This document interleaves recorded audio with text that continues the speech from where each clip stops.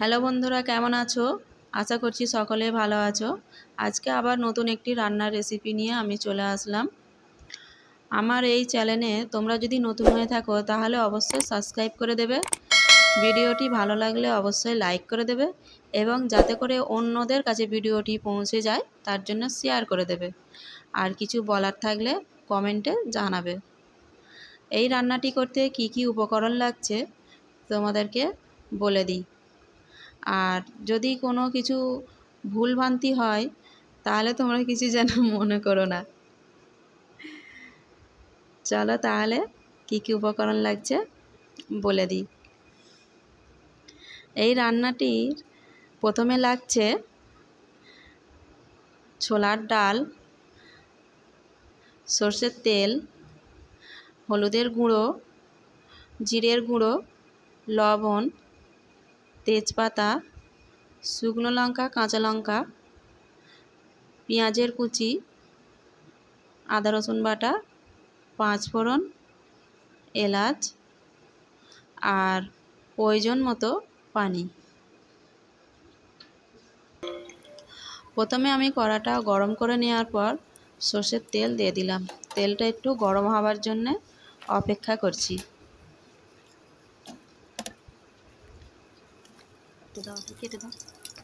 এরপর একে একে উপকরণগুলি দিতে থাকবো। প্রথমে দিয়ে দিলাম পাঁচফোড়ন, তারপর দিয়ে দিলাম এলাচ, এরপর দিয়ে দিলাম আদা রসুন বাটা,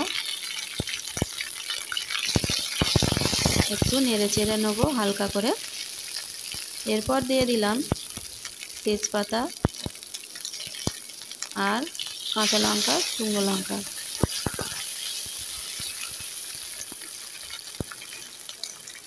তারপর দিয়ে দিচ্ছি পেঁয়াজের কুচি।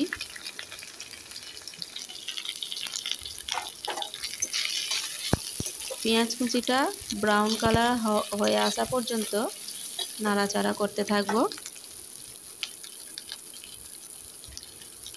সরষের তেলটা একটু কম মনে হচ্ছিল, তাই আরেকটু দিয়ে দিলাম।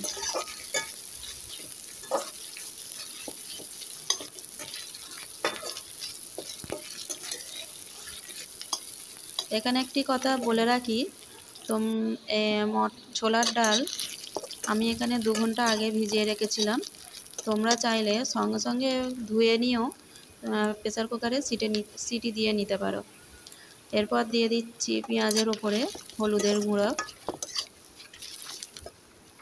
প্রেসার কুকারে সিটি দিয়ে নিলে খুব তাড়াতাড়ি চটজলদি রান্নাটা হয়ে যায়।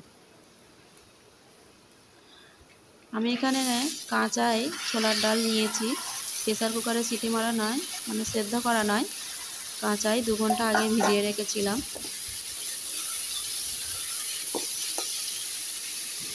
সমস্ত উপকরণ ভালো করে মিশিয়ে নিচ্ছি।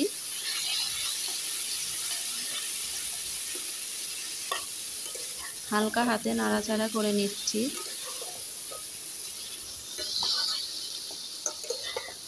যাতে করে সমস্ত উপকরণ একে অপরের মধ্যে ভালো করে মিশে যায়।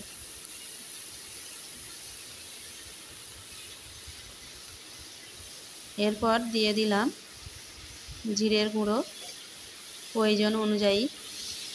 এটা আমার ঘরে গুঁড়ো করা জিরের গুঁড়ো, শুকনো তাওয়ায় ভেজে নিয়ে গুঁড়ো করা। বাজারে কেনা গুঁড়ো, মানে বাজারে যেটা কেনা পাওয়া যায় সেইটার থেকে ঘরে তৈরি করে নিলে অনেক বেশি মানে রান্নায় সুস্বাদু হয় এবং স্মেলটা খুব সুন্দর আসে। প্রয়োজন অনুযায়ী পানি দিয়ে দিলাম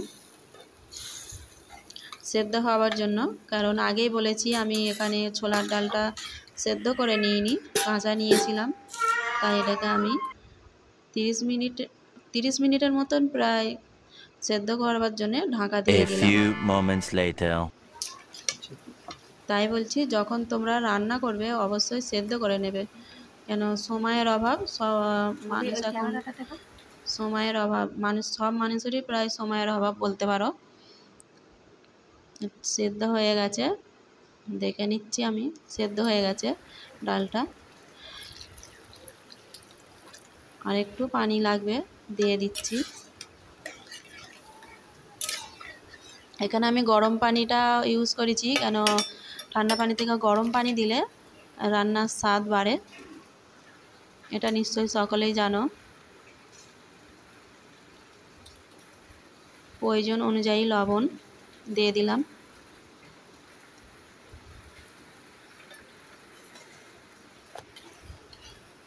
এখন ব্যস্ত জীবনে আধুনিক জগতে সবারই সময়ের অভাব খুবই, তাই চটজলদি কি রান্না করা যায় সেটাই মানুষ সবসময় খুঁজতে থাকে।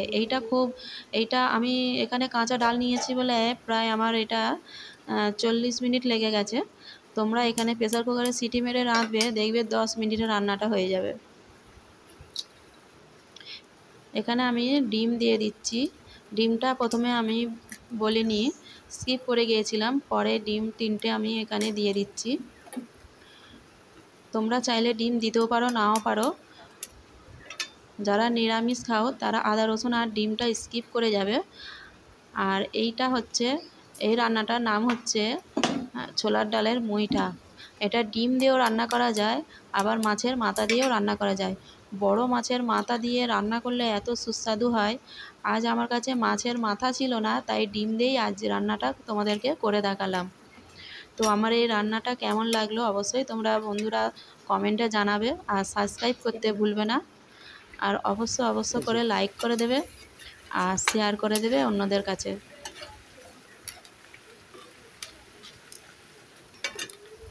এই রান্নাটা নিরামিষ ধরতে গেলেই মানে ঝাল টাল একদমই নেই।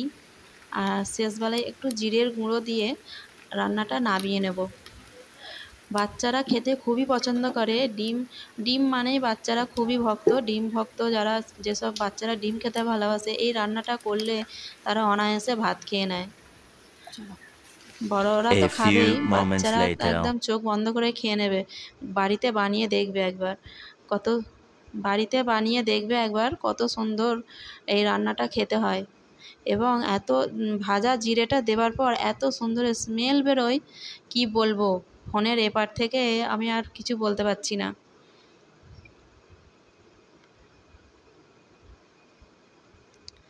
তোমাদের দাদা কাজে বেরোবে, তাই উনি আগেই খেতে বসে গেছেন।